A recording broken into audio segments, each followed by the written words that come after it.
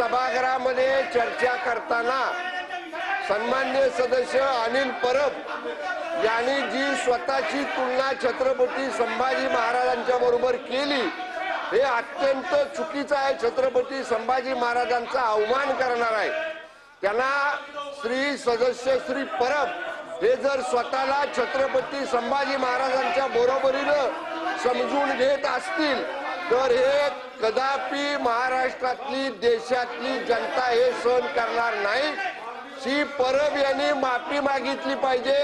बोललेले शब्द मागे घेतले पाहिजेत, बिनशर्त माफी मागितली पाहिजे आणि छत्रपती संभाजी महाराजांच्या समाधी स्थळावर जाऊन त्यांच्या समाधी स्थळाजवळ नतमस्तक होऊन त्यांनी नाक घासून छत्रपती संभाजी महाराजांची माफी मागितली मागे की अशा पद्धतीने त्यांनी स्वतःची तुलना छत्रपती धर्मवीर संभाजी राजांच्या बरोबर केली